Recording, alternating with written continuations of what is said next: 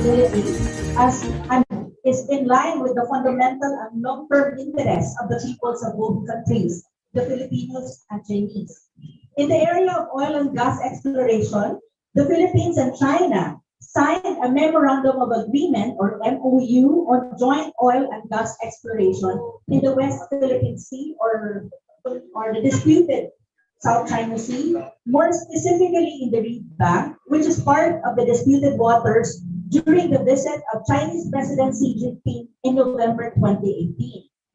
The said MOU states that the two countries agreed to accelerate arrangements for joint exploration in maritime area following international law.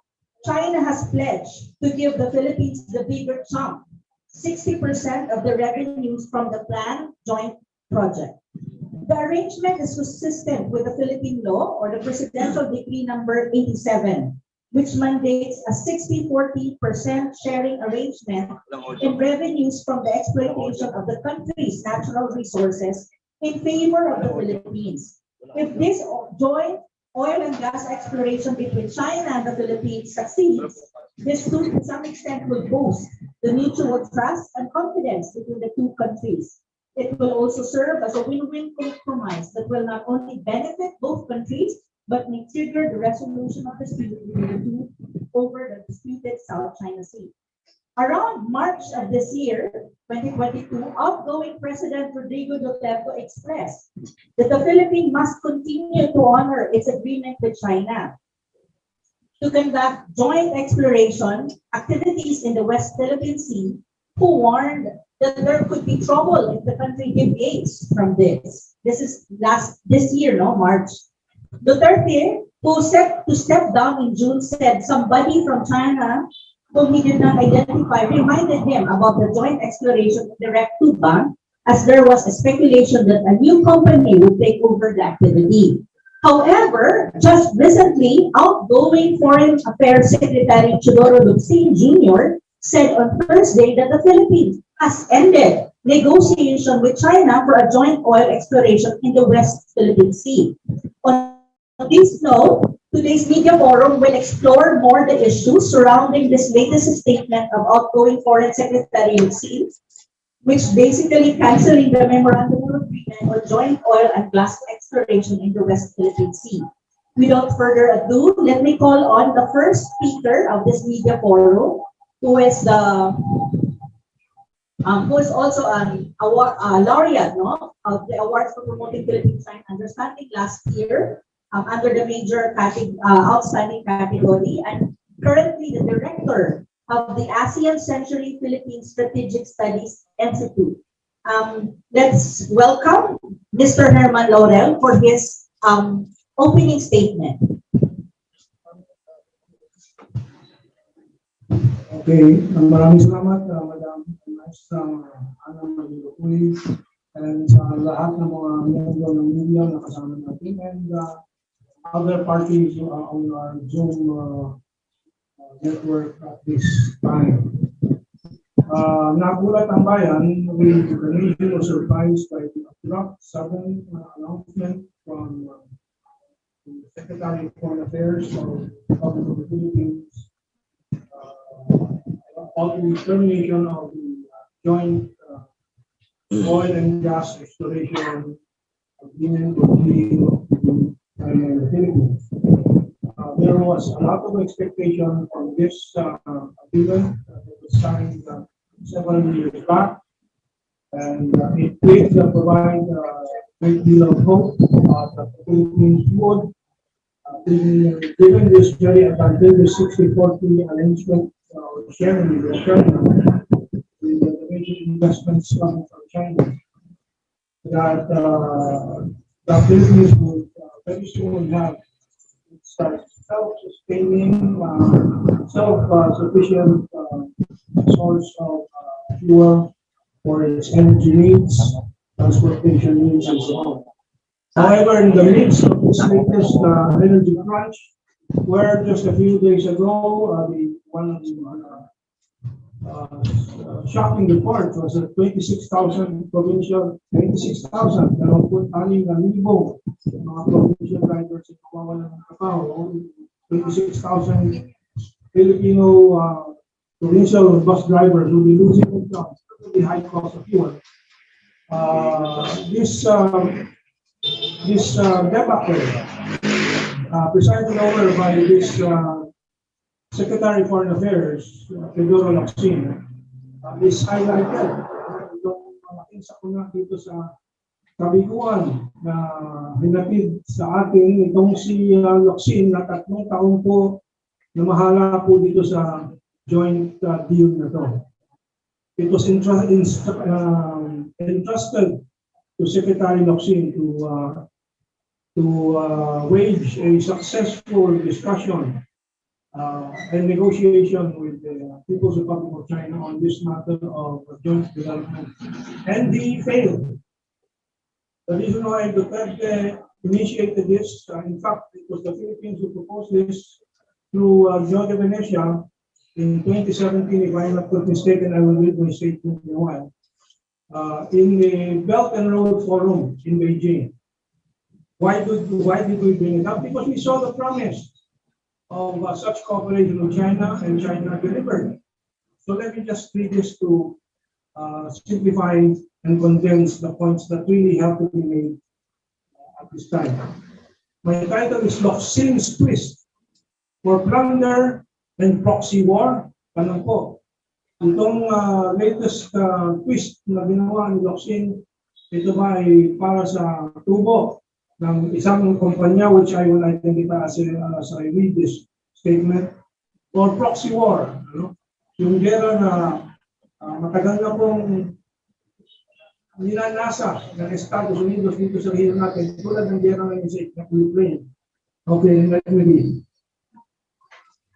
Just 3 months ago, on March 7, President Rodrigo R. Duterte, in a late public address, reiterated that the Philippines must honor its recto-bank exploration agreement with China, and that he, President Duterte, will stand by.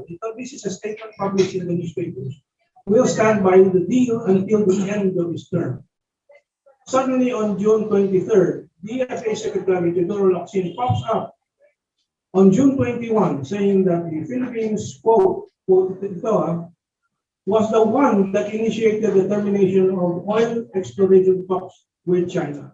Unquote. Malinaw po sinabi ni Locsin na ang Pilipinas ang nagputol dito sa negosasyon na ito, according to the reports. Surprisingly, just 5 days after the Locsin statement, the Department of Energy gave the go signal for the resumption of petroleum drilling at the Recto Bank by the quote, ito po ang salita mismo ng report, Pangilinan-led PXP Energy Corporation, unquote. The rush to start drilling is clearly for private plunder and present the President BBM, Bongbong Marcos administration, to be inaugurated in less than a week, to present this new government with a fait accompli, giving it no say in the consequences thereafter. The incoming president must, and we expect, will stand up to this travesty. Itong kalokohan, inaasahan natin ang si Presidente Bongbong Marcos, tatanggihan ito, itapatuloy po ito. Locsin, in his usual self-aggrandizing tone, says, quote, 3 years on, we have not achieved our objective of developing oil and gas resources so critical for the Philippines, but not at the price of sovereignty, not even a particle of it, unquote. Does Locsin, does he not understand that even the Hague arbitration panel said that the Recto Bank is not Philippine territory and cannot claim territory nor sovereignty? Locsin takes the Filipino people for fools. We remind the Filipino nation that the day after the 2016 arbitration panel awarded the so-called award to the Philippines, the United Nations spokesman, Stefan Dujarric, rejected any backing for it, saying, quote, ito po, spokesman ng UN in 2016, sabi niya, the UN doesn't have a position on the legal and procedural merits of the case, unquote. Hands off ang UN sa issue na ito, sa ibig sabihin niyan. While the International Court of Justice ex-Judge Coroma said, quote again, the Tribunal on the South China Sea disputes is not the primary judicial branch of the United Nations. Sorry for the misspelling. Unquote. So, the so-called UN Tribunal is a total myth. The arbitration panel is a myth created for the US for the purpose of lawfare, quote, lawfare, war by legal combat, waged by its local legal mercenaries operating from former justices to cabinet members to senators to media networks like Kaplan. Their mission is to create the grounds for tension and conflict and sabotage economic progress and keep the Philippines poor and vulnerable to US machinations. Ito pong lawfare na tinatawag ang gamit ng batas, local and international, sa kanilang gera na dinunsad ng United States against China itong nakaraang dekada na itong nakaraang. The mission of these legal mercenaries is to create the grounds for tension and conflict and sabotage economic progress and keep the Philippines poor and vulnerable to US machinations. They did the same to the Philippines in the BNPP Bataan Nuclear Power Plant project and then the JMSU, the Joint Marine Seismic Undertaking. That would have ensured energy self-sufficiency to the country. President Ferdinand Romualdez Marcos Jr. was already correct when he said of the arbitration on January 25, 2022, quote, that arbitration is no longer an arbitration if there's only one party. So it's no longer available to us, unquote. After tremendous badgering from the US legal mercenaries and media, he adapted to the Amboy line, American Boy line, where the dilemma created is obvious and leads only to the Philippines' loss and the US proxy war game. China, quick to the strategy of the United States, has immediately reopened the door to the 60-40 oil gas joint venture favoring the Philippines. Binuksan kaagad ng China ulit yung usapan. Naantay lang po ang pasok ng PBBM administration. Hopefully, the PBBM will restart these negotiations for the deal. And PBBM has all the reason to lay out the welcome again. The Philippines needs the deal. Kailangan natin, ang Pilipinas, kailangan ng Pilipinas itong deal na to. China can prosper without it.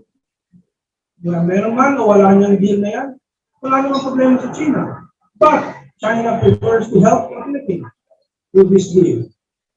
The Philippines should not shoot itself in the foot, but rather line up the US mercenaries and the oil profiteers against the wall. Yun lang po ang aking short statement. We can clarify other issues in the question and answer. So, bring it back to Ana. Thank you, Mr. Herman Laurel, for the thought-provoking opening statement. To move on, let's call on our next speaker for this media forum, Manila Standard columnist, Mr. Rod Kamuning, who is also awardee of the Award for Promoting Philippine-China Understanding this year under the Outstanding category. Sir Rod?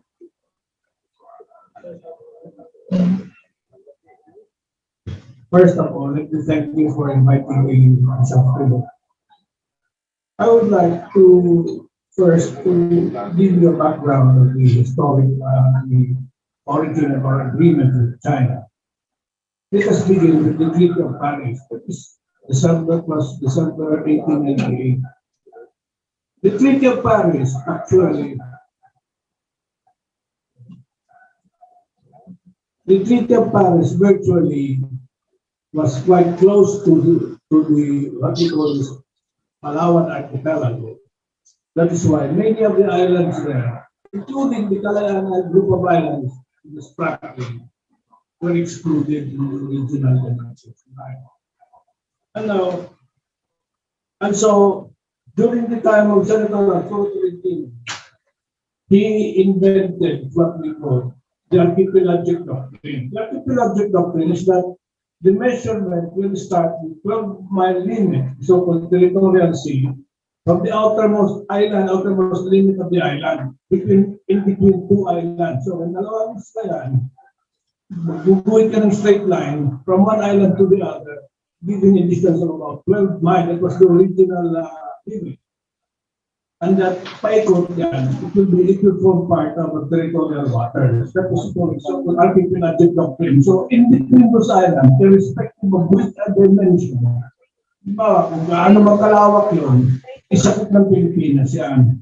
The purpose of this archipelagic doctrine is to prevent other vessels from passing through the Philippines under the guise of right of innocent passage. Ito yan eh. Like the US Navy and Japanese ships. Pinagbawalan niyo kasi may mga manunuwag tayong mga espasyo sa dagat na more than exceeding 12 miles. Kasi pwede silang pumasok. And so, Tolentino adopted that na archipelagic doctrine. Sabi niya, adopted niya, wala tayong magagawa. And this was followed by Indonesia. Sabi nga Indonesia, gawin natin yan. Kasi pagka ganyan, tagus-tagusan na yung mga barko nila sa Pilipinas, sa Indonesia. Unfortunately, in 1978, the Peru resolution, ang tawag niyan, UNCLOS, nagbigay ng 200-mile limit. Yung 200-mile limit, that was now incorporated into what we call the United Nations Convention on the Law of the Sea. It was ratified in 1984. We adopted that. Ngayon, that's the reason, kaya hindi na nanghina na yung ano natin na archipelagic doctrine. Kasi ang natin ng 200-mile limit, magkaroon ng 200-mile limit, isang understood that vessels, foreign ships, can no longer pass through San Bernardino Strait sa pagitan ng Palawan sa Cebu. Hindi na po ito patuloy ng isla na hindi-iwalay ng pera ko. Sabi nga, so, when we adopt this archipelagic doctrine, parang nag-subside yung tinatawag na archipelagic na demand natin sa 200-mile limit. Later, to give you a story about it. Later, nangyari dyan. And in 1950, pinatawag ng Amerikano, yung mga allies na, pati yung matalog bansa, Japan, sa San Francisco. We call this the San Francisco Treaty. The San Francisco Treaty essentially provided that Japan surrendered all the islands it occupied during the Second World War to China, specifically to China. Hindi ko sinabi, ibigay mo sa France, ibigay mo sa Pilipinas yan, ibigay mo sa Malaysia yan, ibigay mo sa Vietnam. No. Ang nakalagay doon sa San Francisco Treaty, give it back to Japan. And so, naibigay yun. Kung may mga sa Pilipinas, mga sikat na mga Pilipino, then yung president, Carlos P. Romulo, Estado Makapagal, kasama si Carol. Ngayon, napansin ng Taiwan na may mali si San Francisco Treaty. Kasi kumuha nun si John Foster Dulles. Si John Foster Dulles, ang dating kapatid ng CIA, yung San Francisco Treaty, may mali. So, ang ginawa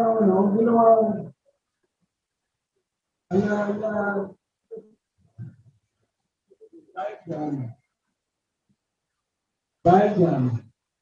Nagtatawag ko yung tinatawag na Taiwan Peace Conference. This time, hindi na siya Taiwan Peace Conference. Tinatawag ko yun. Taiwan Peace Conference. Narito in the main producer. Na ibalik mo na isama ang China. Ang Taiwan ng China sa successor interest ng mga isla na yun. Isama ng mga isla na yun.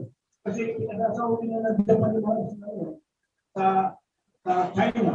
So hindi dapat isama ang Taiwan doon. Kung yung away ng Taiwan at sa kanyang China. Taiwan 1952. Hindi na na sinabi ng Amerika, ay isla na, ay pag-aari ng China, ay nandun sa document yun. Napag-aaral na tayo. Bakit hindi sinabi ng Amerika, huwag isa uli sa Pilipinas yan. At that time, ang Pilipinas sabihin na natin, yung right agreement, at what is island. Pero hindi mo sa Pilipinas yan. Sinabi. Ito naman, ang China naman, yung namin nila, nag-isip ang tinatawag yung develop natin, yung sa Lima, sa may tutuloy ng 200 mile ang China came out with the na halos lahat ng South China na sinasakop, lahat ng buong South China sinasakop ng China. Na Indus Line. Siya ng China, tinatawag na Indus 10 or 11 Indus Line. Pero, nilimit ka sa line. One thing about this, about the so-called Indus Line, ang nakikita na, pinagputin na, October 1947, in the Republic of China. China never is about it, except that pero recently, practically, ang nakahina naman sa posisyon ng China dyan, because China joined and ratified the Tokyo Agreement. So, nung ratify natin nung sumali China dyan, sinakayo na ng China ng 200 miles. 200 miles naman natin, sabi natin na meron tayong right to sa mga doon. So, from there on, yun natin yung nag-isip sila kasi Marcos na at mag-degree. Ako kung sa Pilipinas sa degree na yung Marcos. Na ang nagsasabi na kalayaan is part of the Philippines. Kalayaan, municipality. Pero hindi sinabi natin yun. Sinabi na, it's part of the Philippines. Hindi na hindi natin yun. Sinasabi na, dahil pangagin na yung magdunod. Ang kalawang tigreto naman, ina-affirm na yung 200 miles. Amin yan, hindi. Tapos yung pinagtawag na 200 miles. Walang pagsalit nila na ginawa ang saan. At ang isa ng sila. Saan tayo na nagkaroon tayo ng higwaan sa pinatawag na kayo ito. Carbon show. Ano na during the administration, Scarborough Show, sabi nga, ang Scarborough Show ay bahagi ng Pilipinas yan. It is ang tawag nila tayo historic fishing ground ng mga Pilipino yan. Pero hindi naman sa pag-aaral.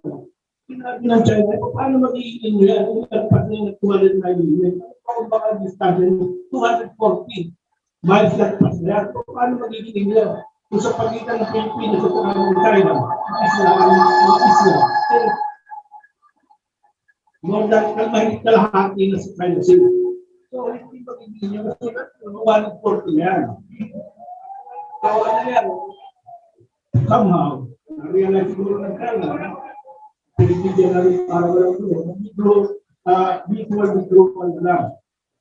Pero sinabi ng China, amin yan. Pero binigyan na lang ang right ng mga Pilipinas ng isla doon sa Scarborough. So yun lang. Pero hindi na sinabi China lang. Then eventually, nung panahon ni that was the time na napapasok lang yung President Duterte. November 2018, 2018, nagpirmahan si Wang Yi, saka Foreign Minister Wang Yi, saka yung Department of Foreign Affairs ng 2018, na tinaka-mutual exploration agreement. Joint na agreement with China to Philippines. Ang tinutukoy nila dyan, usually, ang tinutukoy nila dyan, yung parte na dito. Ang problema dito, sa rin, may hindi na karamihan ng kababayan na. Alam mo, habang nag-uusap tayo, ang iniisip ng Pilipino na iba. Ang China, sabi ka, mag-mutual joint agreement tayo, sabi niya, ang mag-answer, mag-represent sa Pilipinas, ang mag-represent sa China, yung si EOC. China or China overseas. National China overseas job. CNOC. Parang gobyerno. Pero, ang mga nila, kaiba dyan, una-una, kaiba dyan, ang kasaulo ng China, dapat i-maintain nila ng strict ownership ng English. Pero kung nag-Pilipino hindi taliwas.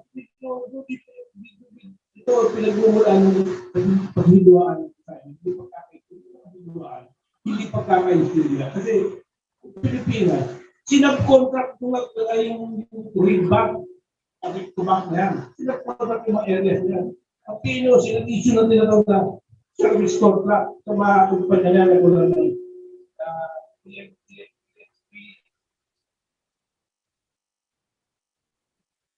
EXP at saka itong energy program. Ngayon, dati na, binibigyan lang din itong service contract niya.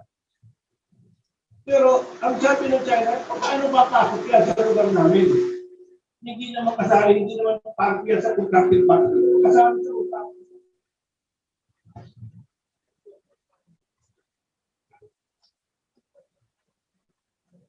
Hello? Hindi naman kasali sa usapan na. Sabi niya, ang party dyan, ang Pilipinas at saka China, paano papasok ka dito ng education service contract na yan? Parang pibitsa na saan yan dyan. Yun ang dyan. Dalawa, ang ini-explore ng mga lugar na yan, ng mga private oil companies, the same area, yung readback at saka rectum-back. Ito, dapat alamin natin yan. Dapat inutukutan natin yan. Kasi mayroon tayong karanasan sa Malampaya. Alam mo ang Malampaya? Ang nangyayari ko sa hatian, hatian, 90% ang hinahanap ko sa pribado, 90%. 10% ang hinahanap ko sa Pilipinas. Yung 10% na yan, babawasan pa. Kasi tayo pa nagbabayad, tayo pa pinagbabayad ng buhay. Kami nauwi siya, hindi ito na pumunta sa akin, 50% lang. Samantalang, kung yung mga tao, 45 sila, pero siya bro. Ito China, yung agreement natin, based sa Section 22, Article 11, ng Constitution ninyo, susundin natin yan, na 64. Yung 64, sakayin niya sa Constitution. Ang China, pumayag na, hindi dahil sa talo sila, hindi dahil sa takot sila. Wala. Sinabi ng China, kasi nire-recognize namin na yung 60-40, na yung area na yan, ay nasa loob ng tinatawag na 200 miles. 200 miles. Yun lang naman, nire-recognize China 200 miles. Kaya pinikilala namin yun. Pinipigil namin yun.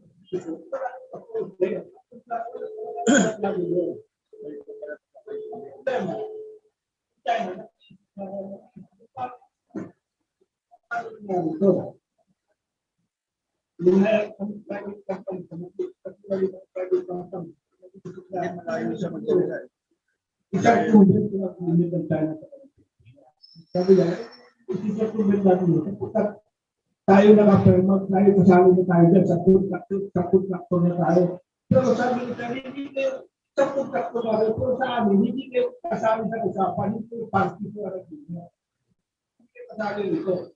Ikaw, nagkakaroon ko ang Pilipinas. Pagka nangyari, kung nagkakatiyan kami, ang China, magbibigay ng 60% ng Pilipinas. Sa 60% na yun, kukunin pa ng Pilipino, mapapalit tayo sa dati. Parang ngayon taon, 60% ng paralan lang natin. Pero karahati, mapupunta kami sa dalawang private factor. Kaya kami na magkahandin namin. Parang hindi maraming taliwas. Parang kalalasan. Hindi ko na lang mangyayari na. Hati ang tao. Kung nangyayari sa Malampaya. Ang nangyayari, hati-hati. Yung dalawa lang. 40-50% kanila. Ang Pilipinas pa rin babayad ng buhay. Yan ang mangyayari dito. Ang magbibigay si EMOC, pagkabigay sa Pilipinas, yung party natin, ang gagawin naman, ang EMOC na, hahatian na naman yung dalawa. Pero ano pa mangyayari sa atin? Yun ang magiging estudyante. Kaya sabi siguro ng China, wala namang China na gano'n. Sabi siguro, kaya nagbigay siguro, siguro 64. Hindi tayo talagang kalalabasan nito. Kasi ang kausap na namin, lumalabas na iba na. Iba na kausap na. Kaya nagkaroon na ng naliwas-usap dyan. Ngayon, ganyan yan, mauwi tayo sa pinatawag dati sa mga paya. Tandaan mo. Ang paya by 2025, tandaan mo, mawawala na ng laman yan. Magkano ng laman yan? Eh, wala na tayo ng nasulat na.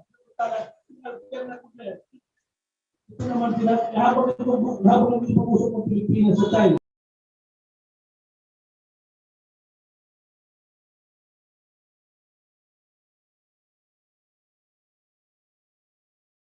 nagkakausap natin ng kabilang partido.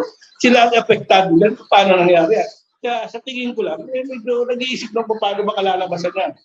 At ikalawa, ang plano ng China is ang Pilipinas sa Pinos, ipa-privatize yan. Pero ang China hindi ganun eh. Sila, alalahanin mo, ang China for the people, for the benefit of sa tao yan. Kaya nga hindi kaya naging socialist yan. Kasi para makinabang ng Pilipinas, paano ipamimigay mo sa lahat? Di wala rin nang nangyayari. Yun lang masasabi dyan. Kaya hanggang ngayon, kaya yung sinasabi ni Duterte, o ni Luxi, ina-abrogate niya yung treaty. Alam mo, you cannot abrogate a treaty pag wala kang nasasabing sa'yo na violation. There must be a violation. Kasi treaty must be entered in good faith. Kaya nga, pacta sunt servanda yan. In good faith ka, makapagkausap pa ng kasunduan na in good faith. Ang hindi lang pagkakataon mo, pwede mong i-violate yan, hindi mo i-enforce pala, i-comply with it. Pero pag nagkaroon tinatawag na rebus sic stantibus, sabihin, hindi na talaga mai-implement yan. Kasi malaki na nagbago, may circumstance na nagpagbabago, na hindi na kailangan i-implement. Wala nang magagawa ma-implement. Yun lang ang pagkakataon. Pero paano naman sinasabi ni Duterte, ni Rodoxin na i-abrogate niya? Eh, paano kung tanongin tayo ng China, ano binayolate namin para i-abrogate mo yan? Kayo nga nag-violate yan, paano yan? Yun ang isang malalim. Hindi mo basta-basta. Kasi pag binayolate mo yan, you acted in bad faith. Yun ang masama doon. So, ikaw pala may kasalanan. Kasi wala naman siya may sinasabi ba si Luxin na may kasalanan ng China? Wala naman siya sinasabi. Sinasabi lang niya, puro lang siya pahaging na i-abrogate na namin kasi dinidelay ng China. Ano ngayon kung i-delay ng China yan? Ayaw namin implement kasi ang mangyayari, pag in-implement namin, iba makikinabang. Yun ang dyan. Ibang grupo makikinabang yan. Hindi at ang pinakamasaklap sa hindi grupo na yan, hindi pa kasama sa partido ng usapan. Hindi sila party to our agreement. Kaya medyo nag-iisip ng konti. Sabi niya, masyado iba yata nangyari ng usapan nito. Kaya yun ang yun ang sinasabi nila. Kasi ito si Luxin, medyo kaiba siya, hindi maintindihan ano sinasabi niya. Pag sinama mo yung abrogate, napakatapang mo naman. Paano mo yung abrogate? Wala namang binayolate ang China. Ba't hindi kang magsabi, ano ba ginawa ng China? Ninakawan ka ba? Inisahan ka ba? Yun lang naman. So marami po sa yun lang po masasabi dyan. Okay.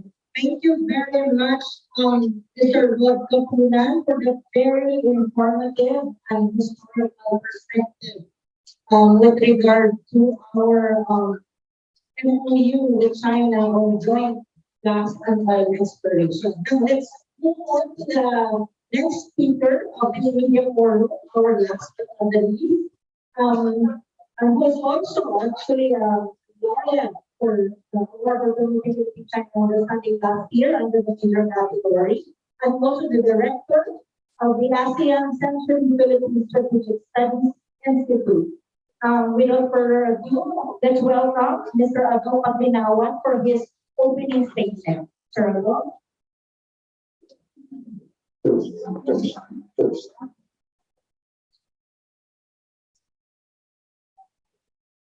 I would like to approach this issue from a different perspective. To find out who is the biggest elephant in the room. We came here today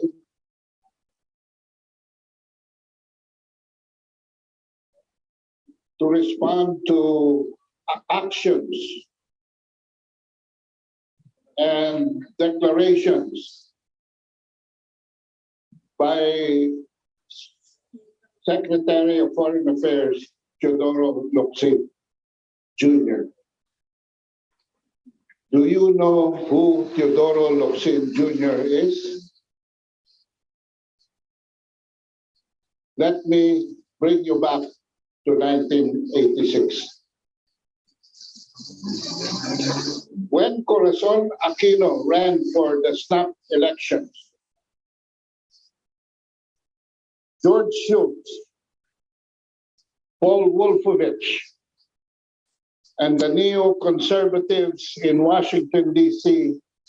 volunteered a certain Mark Malloch Brown to serve as her public relations handler. Teddy Boy Locsin and the British agent coordinated closely in the packaging of Mrs. Aquino.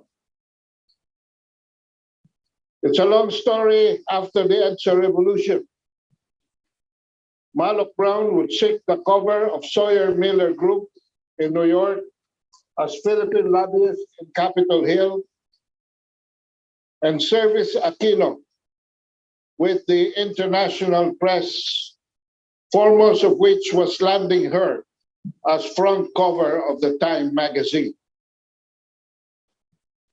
Locsin, however, lorded over the presidential party when Cory visited Washington, D.C. on September 1986. When Ambassador Emmanuel Pelaez edited two phrases for political correctness in her speech before the U.S. joint session of Congress, Teddy Boy cursed the ambassador. Putang ina mo, mestizo, shouting on top of his voice in the corridor of the floor. We were billeted in the Madison Hotel at 15th Street Northwest, D.C. As for Mark Malloch Brown, he would be the same who coordinated the demonization campaign of Imelda Marcos in the so-called trial of the century in New York in 1990, where she would eventually be adjudged not guilty. Let's fast forward to 2010. In 2010, the presidential elections, Mentong Laurel, who is at my left, Bono Adasa, and I filed with the Supreme Court for its nullification because the COMELEC collapsed all the minimum safeguards provided by the Automated Election Systems Law, including stipulations on the source code review and the required digital signatures. We fought our way fiercely, but we were stopped by the Joint Congressional Oversight Committee. The co-chairman of that committee was Congressman Teodoro Locsin Jr. As a result, the road cleared to the proclamation of Noynoy amid controversy, the 15th President of the Republic, and to this day, our election seemed forever cursed and haunted by Smartmatic. But the shock of my life was when the announcement of the visit to the Philippines of the chairman and CEO of Smartmatic, who was announced on December 2015, predating the 2016 elections. Guess who arrived at the Manila International Airport? Is it by coincidence that it was Lord Mark Malloch Brown? Ladies and gentlemen, in July 2019, Locsin, now Secretary of Foreign Affairs, tweeted, "There is no deadline no deadline on the brilliant oil and gas MOU I wrote and China and the Philippines signed. It is endless. Again, it is endless. I accepted China's version of the terms of reference as superior to our own. Today, he announces nothing is pending. Everything is over. What a dumbfounding contradiction 3 years later. But still high on his ego classic, I, quote, we, Wang Yi and I, have both tried to go as far as we could without renouncing China's aspiration on his part and constitutional limitations on my part. I shut down shop completely. I shut down shop completely.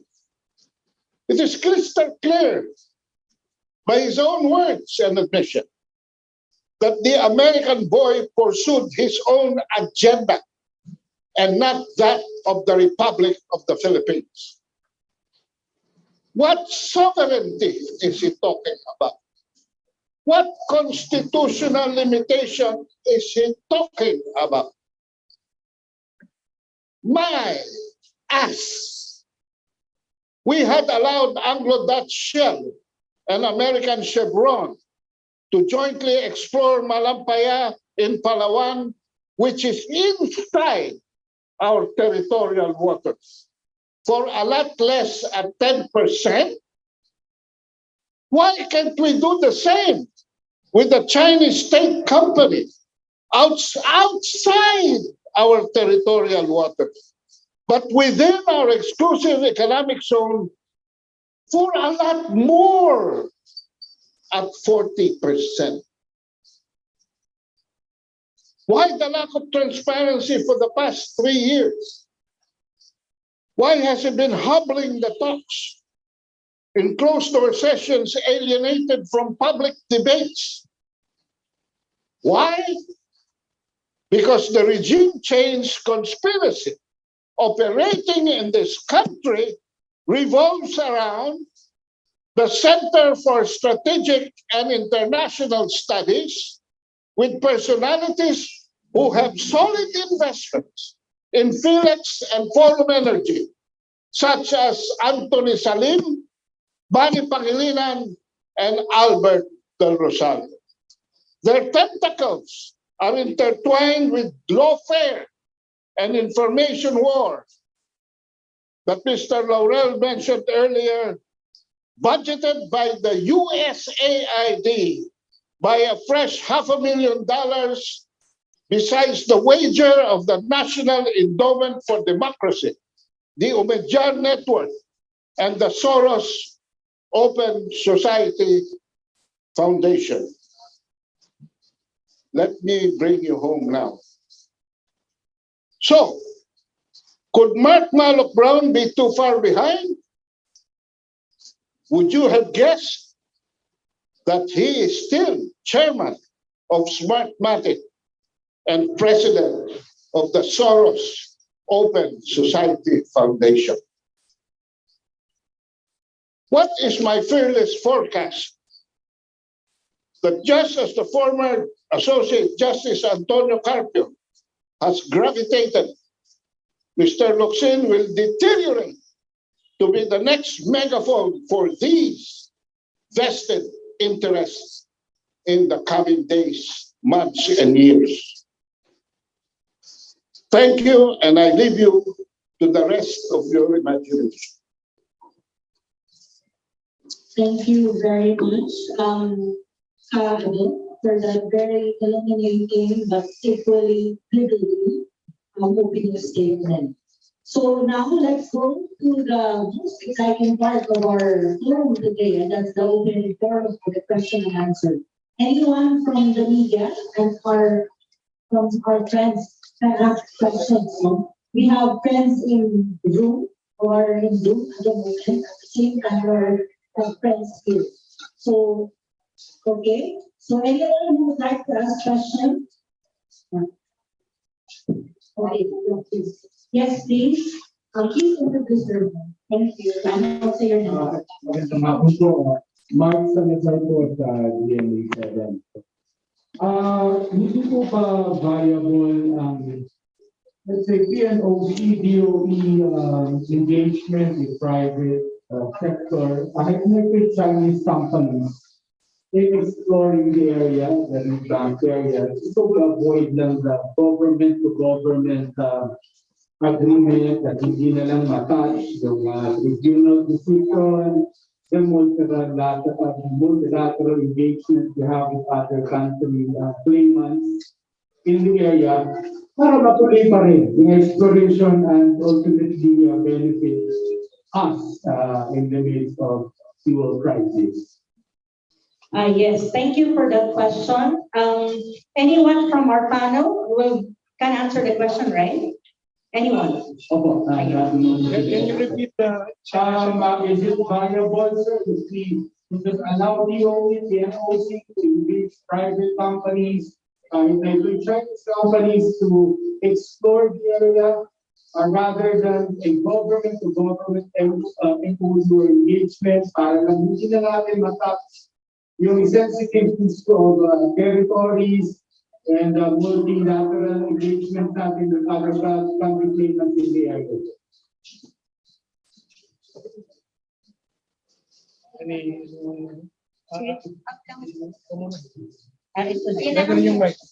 First, let me clarify this. Unang-una, ang area na ini-explore for utilization ay is the same area na pinag-vitalize ng PNOC. Katulad na rin mga kung karamihan ng nakasentro naman halos na yun sa Red Bank o Recto Bank. Kasentro na yun. Doon na lugar na yun. Nag-issue sila ng service contract sa privado. Pinarcelize nila to private corporation, oil corporation. Ang China, hindi na pinarcelize yung kanyang share kasi hindi naman nila nila eh. Sinabi lang ng China, 40% amin dyan. Pag-i-explore tayo na tinatawag sa area na yan, which is within the 200 mile limit, pero hindi ko pinaprivatize siya. Hindi kami kita ng 60%, in accordance with the Constitution, kukunin na namin ng 60%. Ngayon, nung ipinamitahe siya, ang tawag yan, sinab-contract ng PNOC sa mga privado. Ngayon, ang tanong, pwede ba pumasok yung privado na? Hindi naman sila kasali sa usapan. Katulad halimbawa, palalimin natin yung usapan. Pag pumasok ang Amerikano sa area ng tinatawag natin exclusive economic zone, hindi sila qualified. Alam mo kung bakit? Hindi sila miyembro ng UNCLOS. Hindi sila miyembro. Kaya officially, hindi sila pwede sumali dyan. Paano ka makikisali dyan? Katulad halimbawa yung Chevron. Sasali ka dyan. Yung bansa mo, hindi kasali dito. Katapos makikiano ka dito, makikihati ka dito. Hindi yun ang nagiging problema. Kaya tinatanong kaya medyo nag-iinit ang konti siya na siguro, si Locsin. Kasi hindi kumikilos ang China dyan. Nahalata nila. Marami ng mga may-ari na sa lugar na pribado na hindi nila dati kausap. Yun lang. If I may ask you this clarification, there is no problem sa territory. Remember, nag-feedback pa. Can we fix it? No, it's okay. Remember that dito sa logic na pinapaliwanag ni Locsin, bumabalik siya sa arbitration. But the arbitration panel itself said, this is not Philippine territory, there is no sovereignty. It is 86 nautical miles away from Palawan. And ang territorial sea ng lahat ng bansa ay 12 nautical mile lang. So this is outside. So there's no dispute. This is not Philippine territory. There is no sovereignty issue here. There are sovereign rights issues, which is not sovereignty. And very clear, it is not territory. It is, even according to the arbitration panel, is a special economic zone, exclusive economic zone, I'm sorry. So hindi issue yun. Nililin lang tayo nitong mga boses nila Carpio, nila Locsin, etc. Pandilin lang talaga yan. Number 2, why is Locsin, Carpio, et al., and Del Rosario working for Manny Pangilinan and not for the Republic of the Philippines? Alam po ba ninyo, sa bawat bariles ng oil, may at least 20% na tubo sila. Tapos sa pump price, may 20% pa sila na tubo. Bakit tayo bilang isang bansa at bayan, nagpapagoyo dito kay Manny Pangilinan na isang mukha lang po, salin ko. At yung salin ko po, ay isang mukha lang na American oil oligarchy. What is Locsin and the PM and the Department of Energy? Of course, working for Manny Pangilinan, not for you, not for me, not for our children and our grandchildren. Yung dapat tanungin ng masang Pilipino, ng bayang Pilipino. Yeah, that's a very simple question that media should bring to the people. Bakit sila Locsin ay nagbubunga nga at tayo ay tinatraidor para kay Manny Pangilinan? Why? That is a real issue. It is not the arbitration, because yung arbitration, binasa ko na kanina. Sabi ng United Nations, we have nothing to do with it. Pero paulit-ulit nilang sinasabi, UN-backed arbitration panel. That is another lie. Anong sabi ng ICJ ex-Justice Coroma? The arbitration panel, the Hague, is not the primary judicial body of the United Nations. Andiyan yan sa record. Bakit tayo naloloko nila Locsin, Carpio, Del Rosario, et al.? I think ito ay ginawa nila Locsin at mga Amerikano sa likod po nitong kanyang anunsyo na termination. And then I will go to the question why Duterte is not openly saying something about this that clearly.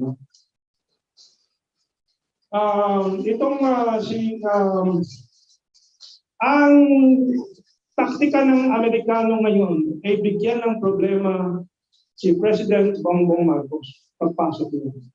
Yan ang sinabi ko dito sa paper ko. May mga typographical error, I will still revise this a little every day. Yan po ang layunin po ito. But before that, 3 taon na po tinarpaho ni Locsin na walang mangyari dito. Kung yun sa simula pa, sa 2017-2018, at sinabi ni Duterte, paulit-ulit, and this March lang, itong nakarang Marso, sabi ni Duterte, nasa mga diyan yan, public statement yan. Huwag sanang tigilan itong ating commitment. Huwag sanang biguin ang ating commitment sa China dito sa deal. Eh bakit pinibigo ngayon ni Locsin? I will go to the question why Duterte is not saying much about it right now. So yan po, this is a big scam for the past 10 years. In 2014, alam po ba ninyo, and it is also in the newspapers, inalok ni Manny Pangilinan sa China yung oil deal to China. Parang siya ang presidente ng Republika ng Pilipinas. 2014 po yan. You do not see it because it is not sufficiently explained to you. But that is the truth. Itong mga walang hiyang, itong mga traidor na Locsin, Del Rosario, Carpio, et al. These are people stabbing the Filipino people in the back. And we have been explaining that for the past 10 years. But ngayon po, magandang pagkakataon dahil nasa kagipitan po ng krisis ang Pilipino. At nagtataka sila ngayon, bakit hindi natuloy ito? Kasi kung natuloy ito, kahit pa paano may pag-asa tayo, na meron na tayong sariling langis ulit, lalo na napakubos na yung manampayo. I hope this is the opportunity that opens up the eyes of the Filipino people. Bakit hindi malinaw ang posisyon ni Presidente Duterte at this point? When in March, siya mismo ang naghiling na huwag ninyo biguin ang ating usapan sa China dito sa G. At wala po yung masama at walang mali doon dahil makikinabang tayo. Ang China can walk away from the deal. You know, everybody should know that they're getting all the oil they need from Russia. Diskwento pa, samantalang tayo nagbabayad ng mas mahal ng 30% sa ating inaangkat na langis ngayon. Bakit nagpapabobo tayo ng ganyan? Yan ang mga tanong. Bakit hindi natriimik masyado si Duterte? Pahiri-hiri ang mga ulat na lumalabas na ano talaga ang sinasabi niya. Kasi 5 araw na lang po ata ang kanyang 4 na araw ng termino niya. Ayaw na niya dagdagan ang problema niya. Ayaw niya dagdagan ang problema ng BBM. At sigurado naman si BBM. Bubuksan ang usapan ulit. Bakit? Hindi naman bobo si BBM. At ang China, mabilis po. Alam nila kung anong strategiya ng Amerikano sa likod ng Denounce. Siraan si Bongbong Marcos. Kaya agad-agad po, walang atubili. It's not the right word for it. Binuksan nila at inanong nila, mag-usap tayo ulit. Simulan ulit natin yung ating negotiation. Okay, nagtataas na kami silang dalawa. Kaya, tignan mo na. Thank you, Mr. Manlo. So let's give the chance to Mr. President to first public question. The question is, ibigay sa private sector para mawala na ang problema. I think that's the crux of the question. Yes, I think so.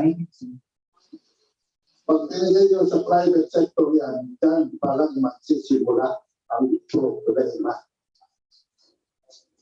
The problem will start. Why?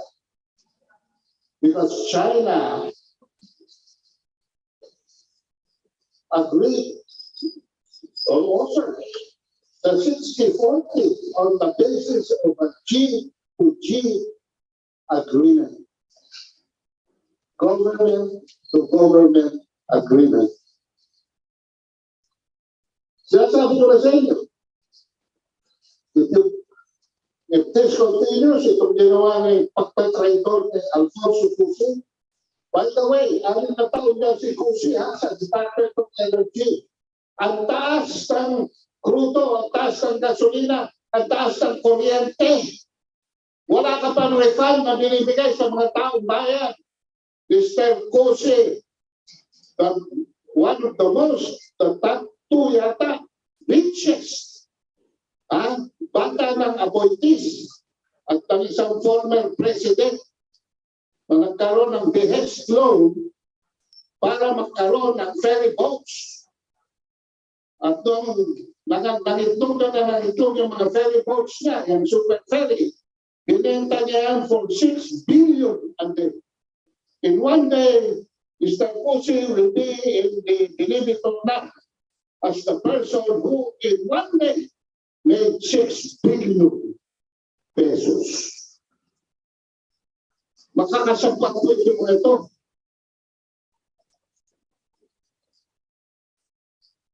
Bakit? Nasa 90 na ang crudo. Bakit nasa 80 na ang gasolina? Bakit ang kuryente lumalampas na sa kisame? Bakit ang tubig mataas na rin? Precisely because inulong tayo ng mga Amerikano na mag-adapt ng privatization policy sa pagsisimula ni Cory Aquino dahil ang government company daw ay hindi kumikita. Natural. Kasi pinapasa ng government kung kikitain niya sa taong bayan. Dahil public service siya, that is public utility. Nagkakagutom tayo.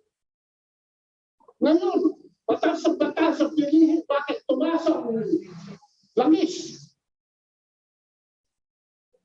Pero may mga pribadong, magkano kinita ng mga yan, yung mga power producers na yan. Sa isang taon lamang, trilyon. Pero tayo ang nagbabayad ng Meralco din. Tayo nagbabayad ng prices of the pump. Tayo nagbabayad ng tubig natin sa mataas. Hindi napapasa sa atin ang kita.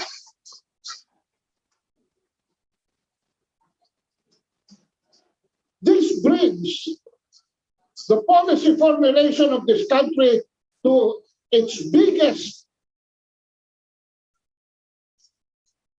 crossroad. Once and for all, the BBM administration must decide, are we continuing the privatization and globalization policy of the failed 30 years of EDSA revolution na pinaghirap lamang ang mga Pilipino? Are we continuing? Alam niyo ba mga kabasa? May isang congressman nagsabi, hindi raw pwedeng pumasok ang gobyerno sa pag-i-import ng langis mula sa Russia dahil wala naman daw itong refinery. Hindi na ako nagtaka dahil Pimentel ang Johnny Pimentel. If you apply that argument to me, and if there is a law preventing us from getting the 60-40, hindi ba sapat ang 3 years for Locsin to have put this on public debate so that the congressmen and the senators could have softened the impact and formulated a law that would have made it possible? Bakit tayo naiipit sa loob ng batas? Hindi naman, abogado ba kayo lahat? Sorry, sir. May abogado nito. Makikiraan ako. Tabi-tabi ka. Ang problema kay Locsin lawyer, he operates in the box of the law. And I dare say, if the Constitution is the problem, then let us amend the Constitution. Because in the final analysis, it is the people who is the absolute sovereign of the Republic. Tao muna, bago papel. Yan ang kulang sa atin. We don't know how to take care of our own. And I'm talking as a people here. We are a damaged culture. We don't know how to take care of our poor people. And I appeal to BBM. Because it is the massa, the class D, and the poorest of the poor, the class E, that put him into a supermajority. Huwag kang lilingon, Bongbong. Full speed ahead. Repudiate the PHP Energy Corporation oil drilling. As soon as you swear into office, reverse the Department of Energy ruling and investigate kung sino nagkakapera dyan.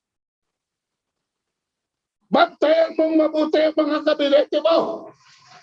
Pag nanayat ka, maghaharap buhay ang mga yan at your expense and at the greater expense of the Filipino people.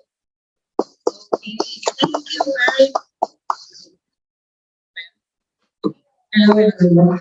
Thank you very much, Kaado, for that very really strong statement. I think for the first, isang question na lang yun, that's the first question. Okay, no. And then, so let's move on to the second question, which is from Ms. Jasmine Romero of ABS-CBN. Ang question niya is, what are your next moves? Do you have any proposals to the incoming Marcos administration? So let's have Mr. Herman Laurel first to respond to the question. I have a very short answer to that. We will try to bring this to the attention.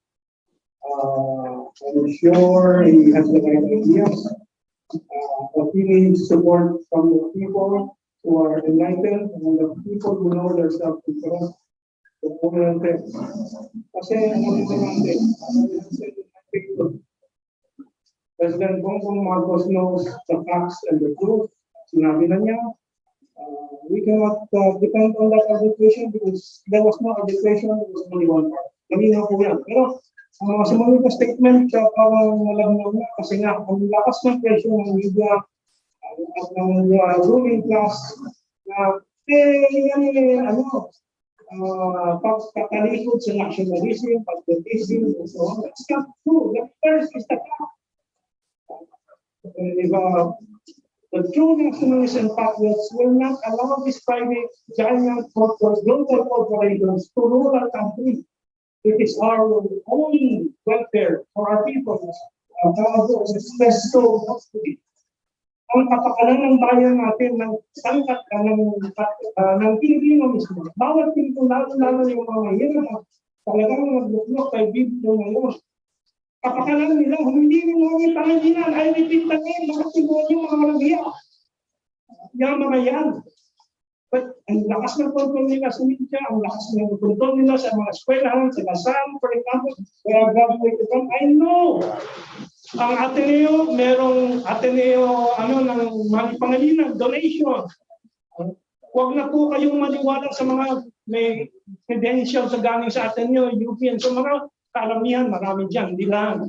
Nababayaran para linlangin ang masang Pilipino na akala, marami kang masa lang ako, ano naman alam ko, itong mga doktor. Ang tingnan po ninyo yung buhay nyo. Gumaganda ba o hindi? And yun ang talagang aral muna sa realidad. But anyway, that's what we will do. We will keep explaining, and we hope in my post FB, pakihatid lang po itong mensahe namin kay BBM kung sino mang may contacts kanya directly. And maybe someday he will listen to us directly also. Okay. Thank you, Mr. Laurel. Yes. Well, I would just like to emphasize this important keyword. Sa agreement or treaty, the keyword there is in good faith. Yun ang keyword in good faith. Kaya hindi mo ba sasabihin na aalisin mo yan dahil sa init ng ulo mo? Ganun yun eh. It must be in good faith. Paano magkakaroon ng good faith? Si Wang Yi at saka si Pirmahan noong November 2018. Pirmahan sila. Ipinagmamalaki niya. Pero ano ginawa ng Pilipinas? Hanggang ngayon, hanggang Mayo 22, nagpipirmahan, nagbibigayan pa rin PNOC na service contract sa mga kaalyado niya. Hindi ba in bad faith yan? Kaya nag-iisipan siya, kasi itutuloy, namimigay kayo para pinamamahagin yung mga lisensya sa mga tao na yan. Hindi ko kausap yung mga yun. Yun binanggit ni Ricardo na PXP at saka Energy Forum. Ang Energy Forum, mahinala pa nga ako. Brat yan ng Shell. Dahil ang Shell, magsasara na. Pinagbili na yan kay Dennis. Si Dennis, gusto rin bitawag kasi nalaman niya kung nalugi na 1-2 siya. Kasi wala nang naman yan eh. Kinikinibag na yata ng Dennis ko yan. 5% niya. Ihabol ko lang ito, Pablo. Kung hindi pa parang napapaniwala na yung ibang kumpanya ay mas mabuti, bakit mo pa naman Marcos, wala tayong angal? Ito state-owned, the petroleum companies. Sige, Carlos, alam mo yan. Alam ko, yung PNOC, ito na sa pagkalamang 10% ang shares ni Carpio sa PNOC. That was ginawa yan nung panahon pa ni Marcos. Stock ang principal stockholder doon, ang controlling stockholder doon si Jeronimo Velasco. Pero hindi nalalaman ng tao, kasali pala to si Antonio Carpio. At that time, mga 20 anyos lang siya mahigit. Malagpas 25 years old lang siya. 10% na nakuha niya sa PNOC. At tinanong ko dyan na hindi naman sa pag-ano, nakausap ko si dati ng ginang dyan. Sabi ko, mukha yatang nakita ko sa article sa corporation, mukhang pranay-bitay siya at PNOC. Tatay, hindi alam ng presidente. Ayun, kaya hindi niya sinabi niya alam siguro. Pagkakahinala ko, pranay-bitay siya. Pero si Carpio, hindi niya sinasabi hanggang ngayon na may 10% siya. Yun lang, next question. Hindi, balikan ko lang sa dami. Hindi ba ang China mag-ihinala kayo? Hanggang Mayo 22. Nag-i-issue kayo ng service contract. Katapos gusto nyo pilitin na gusto namin simulan yun. Kami na nga mamumuhunan. Malaki pag bibigay mo sa iyo. Tapos ipamimigay mo sa iba. Ano usapan? Siguro, hindi lang kumikibo ang China. Diplomatic lang. Parang nilulungo ako para-parapan. Yun lang. Ang tanong ko Sige, ulit John, is, may tanong. ano yung proposal daw? Actually, nasabi ko na, on July 1, i-reverse na lahat ng mga midnight bills na yan. At ako, hindi naniniwala na hindi kumikita sa Alfonso Cusigan, sa sekretary. Pwede mo makalusok sa kanya yan. Baka siya pa nga nag-encourage yan eh. At pa-imbestigahan yung mga tao na yan. Alam niyo mga kabansa, ang estilo ng Amerikano simple. They frame the argument.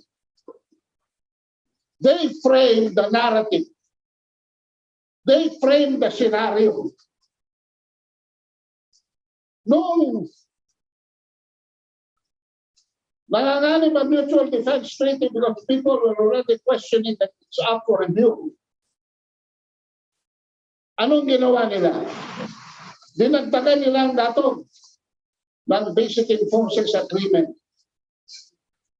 At sinabi na enforcement lang daw yun ng mutual defense treaty.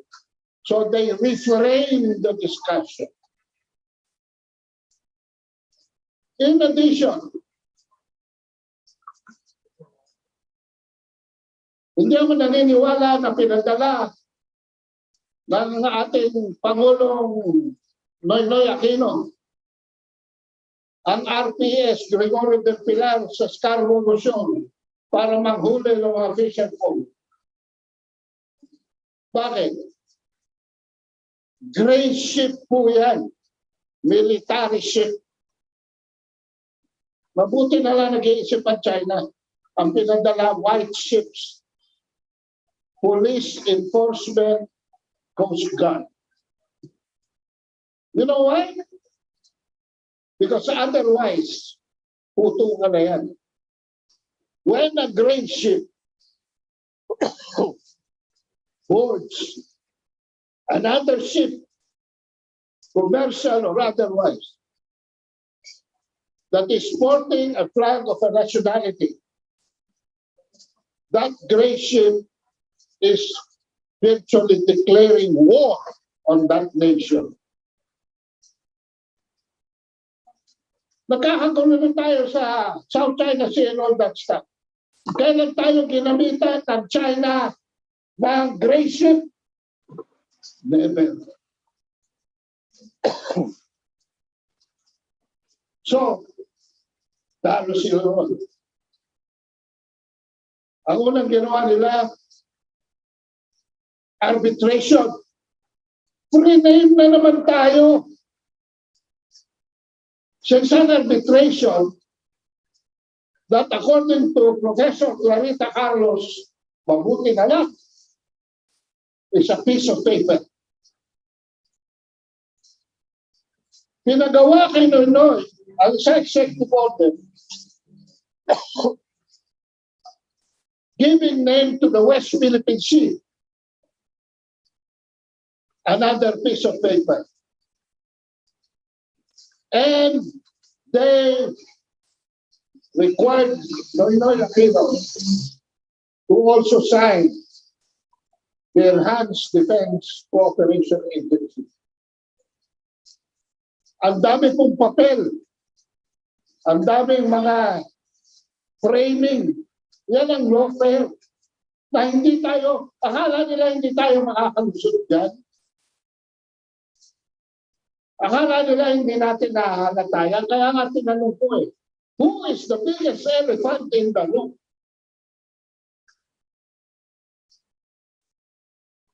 So that is the 1, 2, 3 bench step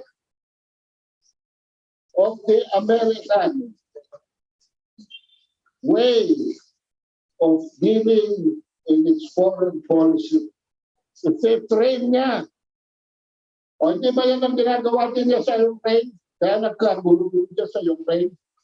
At kung hindi na niya kayang i-frame ang Ukraine, ginamit niya ang NATO, ginamit niya ang European Union para i-frame ang Ukraine. O, ano nangyari? Kaya. So anyway, nandun na lamang. Question, please. Yes, thank you, Tajo. Sir, General, please. Ang Diego Madalas Diego.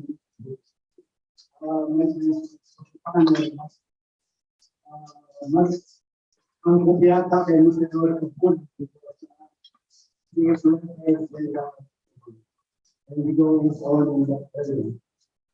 You know, last April 6, the Department of Energy ordered all private groups that are looking for gas and oil in the Sampaguita field for the power.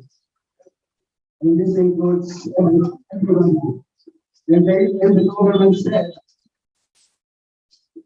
this is in reference to our agreement with China. We have to stop looking for gas in that area because we have this agreement with China. But recently, Secretary of State announced that that agreement is no longer valid. And so, President Duterte is silent about it.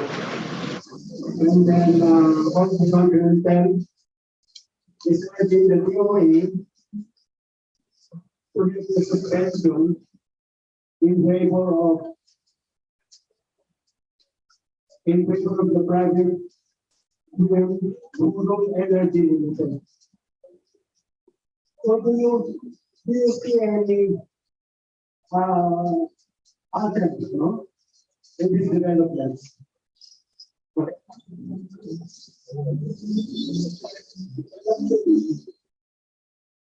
The question the position of the Secretary Sige, kasi hindi na po tuloy ito. Pag sinabi ng election, ang presidente na tuloy, pwede na niya tuloy na. At gusto, bakit sinabi ng karoon ng presidente, hindi dapat inisya PNOC yung mga self-esteem. Kasi nakakagulo yan eh. Ang China, stealing, specifically PNOC. Pagkakaroon na po sa mga, may mga susunod na sinabi. We are talking about India. Don't read back the record.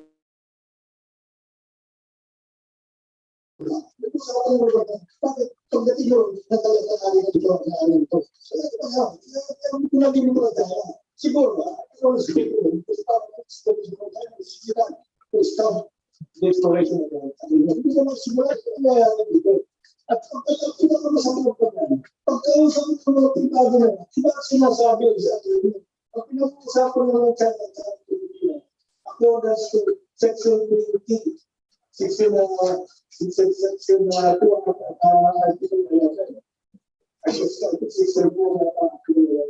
64 pinag-usapan. Ang bibigyan ko ng government sa akin. Hindi mo pinag-usapan. Pero pagkausap ko ng mga privado, sinasabi nila.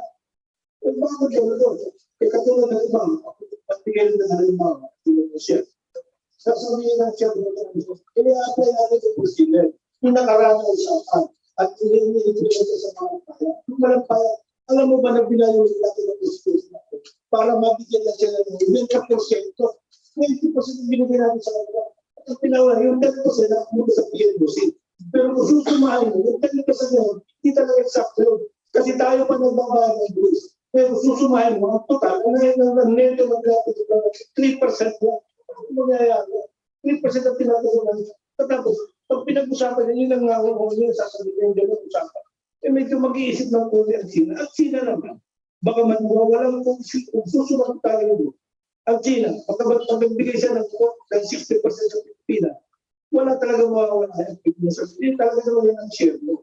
Pero sa kaluluwa ng talaga ng pinamimigyan mo, ang bahagi na 60% ng binigyan mo sa Pilipinas, ang bahagi na ng buwan, CNOC. Ang kinita ng Pino, ipamimigay mo sa kanila, at tapos ipamimigay mo sa pribado. At tanong naman ng China, sino ba yung mga tao? Hindi mo kausap yun. Ano nangyari? Katulad ng baba ka, kagaya na sinabi ko kanina. Yung exclusively ka namin sa mundo, ang Amerika, hindi po meron ba dyan? Katapos isasali natin dito sa usapan na yung kanilang kumpanya, Chevron. Ba't kasasali dito? Ang bansa mo, hindi po meron ba dyan? Bakit kasasali dito? Makikibugal ka dito. Makikiparte ka dito. Ang usapan na, dapat maging maklarify yan. Ang Pilipinas, hindi klarado, hindi maliwanag ng pagkaintindi sa usapan na napakalalim. Hindi nga alam yun. Na marami merong bansa dito. Hindi. Meron pang ayaw. Okay, thank you very much, Carol. Okay, Carol, you have something to say? Yun na nga yung sinasabi ko kanina, Diego. Hindi, ito. Hindi ito na po. Yun na nga yung sinasabi ko kanina, Diego. 1, 2, 3. We now 1, 2, 3 ang taong bayan. Una, Luksing cancels the talks and ends it according to him forever. Second, DOA starts issuing service contracts. Third, subo si BBM. Kung permiso, may stop. Si BBM, kaya-hiya. Bakit? Alam niyo mga kapatid, we are not operating in a vacuum here. The area is disputed. The claim of China is one of sovereignty. That it is part of their territorial waters. The claim of the Philippines is one of sovereign rights. That it is part of our exclusive economic zone. Luksing himself admitted, I accepted China's version of terms of reference as superior to our own. Matanong ko, nagsisimula na dyan ang foreign energy. Karon, Mentong, bakit natigil? Bakit natigil? Hindi makapunta yung mga tao doon. Ayaw silang papuntahin doon ng China. Ayun ang sinasabi ko. The only way to unlock that is through bilateral negotiation. Because not only are the terms of reference, according to the Secretary of Foreign Affairs, superior to our own, China has the enforcement capability that we cannot match. Mag-issue sila, mag-issue yan. Sige. Makakapunta ba sila ron para makapag-hukay na kung ano man gusto nilang hukayin doon? Bomba ng tubig at sasalubong sa kanila ron. Kaya nga, eto na sinong higante, eto na si Gulayat. O sige, para matuloy na lang ito. Basta gobyerno sa gobyerno. Sige, kayo na naman, 60% sa inyo. 40% sa amin. Bakit? Kasi ang framework ng China hindi katulad sa mindset ng Pilipino. Ang gusto natin payamanin dito, yung mga naliligo na sa salapi. Ang China gusto nila ibigayan ng Pilipinas sa taong bayan. And they're really being consistent with their philosophy of Hoswe, harmony. Alam nilang nag-destabilize sa mga Pilipino dahil, my God, the fastest way to a revolution is through an empty stomach. Para magkaroon tayo ng peace and stability, Maliligo tayo sa 60% langis. Ayaw na natin. Ewan ko. Siguro kailangan na natin si Vice Presidential candidate sa doktor para magkaroon tayo ng mental health check. At ano? Okay. Kaya po ang aking kamatang. Ito yung mga nagbilis na kailangan ng karoon. Vaccines for plunder, yung tubo ni Manny Pangilinan and TXT, or proxy war. Ang gusto nila Manny Pangilinan, Debating. plunder, proxy, tubo. Ang gusto ng Amerikano, gera, tulad sa Ukraine. Isusubo ang Pilipinas sa away sa China. Umiiwas naman ang China, 60% na sa inyo, 40% para walang away. Ayun, nakinan sila ni Locsin by himself.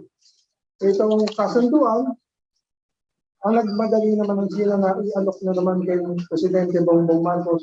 Hindi, tuloy natin usapan. Naghihintay lang si BBM na ituloy yan upon his inauguration, I am sure. Because tanga lang po ang tatanggi.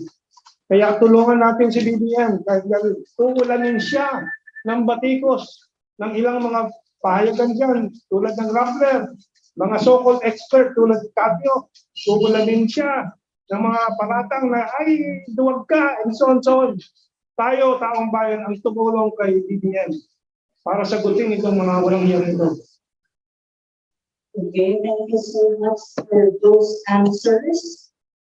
Any more questions from your friends, media friends? It seems like if you listen to the responses of our speakers, first thing that is clear, no? Sinasabi, when tinatawag ng area ng Iba, it's a disputed area, part of the South China Sea. So ang G2G na, ang MOU is now G2G, at the same time, at the moment, parang cancelled na daw forever. Pero, lately din, nag-issue ata ng statement ng China through their spokesperson ng foreign ministry nila na sinasabi nga nila, they are willing to open the door to the next administration, which is basically will be led by the incoming president-elect Ferdinand Bongbong Marcos. So these are new developments na I think very interesting at titignan natin kung ano ang magkakaroon. So any more questions from our media, our friends? Because there's a question here from me. Okay, what do you think is the best scenario forward given the current development with regard to the so-called cancelled MOU on joint gas and exploration in the West or Philippine Sea or the disputed South China Sea? In what way do you think the next administration should position itself? What is really what's really the best scenario forward for BBM? No, because at the end of the day, he will bear this issue and he will be the one who will confront this after 4 days. Because June 30, he will be inaugurated and he will be the next president of the country. And I don't think the president, Rodrigo Duterte, I don't think he is still responding to this because 4 days na lang, wala na, tapos na ang term niya. So ang crunch talaga dito at saka yung burden is nasa kay President BBM. So if you can advise the president, what would it be on this issue? Sige, let's start with Mr. Rod Kamuning.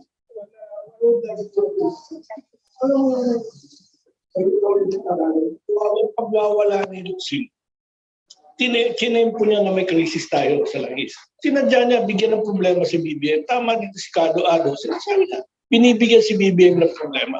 At tinempo niya na may problema tayo sa langis. Alam mo, tumataas ang inflation sa Amerika. Sa buong mundo, tumataas. Ang halaga ng piso, tumataas. Bibigyan niya ng problema yan. At pag hindi na-solve yan, pag kinagat ni BBM yan, na wag ituloy yun, ang alok ng China, hindi naman nireject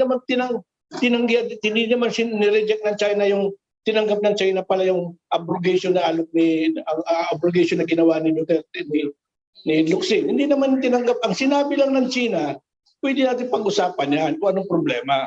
Yan ang makikita mo na ang alam ng China na wala sila kaming kasalanan kaya kami nagkikipag-usap. Wala naman talaga anong kasalanan na sinayad ni Locsin? May sinayad ba siya? Wala. Ang ano lang, inabrogate niya kasi gusto niya nga matuloy. Pag natuloy, panalo siya. Ay mahihirapan tayo sa langis. Kagaya nga na sinabi, binibigyan pa nga tayo ng 30% ng ibang bansa, ng Russia. Naalok tayo. Ba pwede naman tayo mag-import? Ang problema, pag nag-import tayo, lalo maggagalay di sa Amerikano sa atin. Alam mo itong Amerikanong ito, ba talaga magsisimula sa gulo? Yung problema na yan, simula lang yung ginawa ni Locsin na yan. Sadya yan, timing yan tungkol sa oil crisis. Sadya yan. Talaga may pananadya yan. Kasi kung wala yan, hindi niya gagawin yan. Bakit napilitan niya yung oil crisis? At tagal-tagal niya na kung tutusin yung service contract. Matagal na niya binabiolate yan. Sila nang binanggit mo si Kusi, pinagkakatian na nila nung araw pa yan. Pag dapat ka ba mag-issue ng service contract naman magpirmahan tayo ng agreement tapos magsasign agreement ng na hindi alam ng China. Ano ba yan? Yun lang masasabi ko dyan. Okay, Kado and Mentong, quick reply before we close the whole media forum. So I will ask you to deliver your closing statements. No, you can respond to using the microphone. Okay, the question is, what would be the advice? Microphone, please. Okay. What's the advice for BBM with regard to this issue? My advice is start deliberately, early, and with the force of the executive arm. Dapat matuloy ito.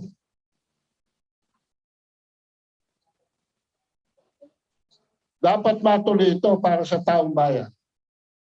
Kung may batas na nakaharang, palitan ng batas.